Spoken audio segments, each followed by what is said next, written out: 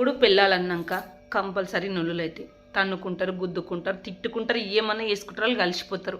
ఆ నొల్లే మర్చిపోతారు, వాళ్ళు సంతోషంగా నవ్వుకుంటూ తుల్లుకుంటూ ఉంటారు. వాళ్ళు మర్చిపోయినా ఆడకట్టు కొందరు అమ్మలక్కలు, చెమ్మచెక్కలు, మూలగొడ్డ ముసలమ్మలు ఉంటారు కదా, వాళ్ళు మర్చిపోని ఇయ్యరు కూడా మనల్ని.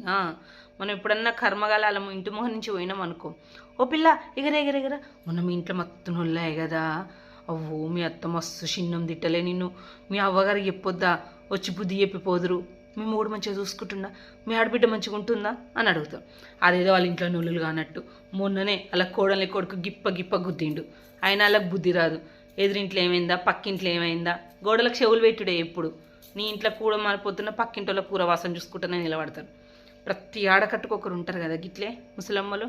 ఏముంది, ఇంత 8 కాగానే షాయ్ తాగినామా, బయట వచ్చి కూర్చున్నామా, 10 మంది కూర్చున్నామా, ఈ ఇంట్లో అయ్యో ఇంట్లో ఇట్లా జరిగింది, ఆ ఇంట్లో అట్లా జరిగింది. నీకు ఎందుకు ఆ తలనొప్పి? తిన్నమా రామ కృష్ణ అనుకుంటా మూలకు కూసోరి.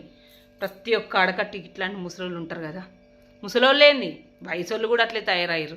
ఆ ఇంట్లో ఏమైంది, ఈ ఇంట్లో ఏమైంది, నీ ఇల్లు నువ్వు చక్కగా చూసుకో ఫస్ట్, అవతల ఇల్లు తర్వాత తీర్చిదిద్దు. కానీ నీ ఇంట్లో ఏమైందో నువ్వు చక్కగా చూసుకొని అప్పుడు బతుకు. నీ ఇంట్లో చక్కలేదు కానీ అవతల నీళ్ళు పెట్టి చూపియకు. మీకే చెప్తున్నా, అర్థమయ్యేటోళ్ళకి అర్థమవుతుంది.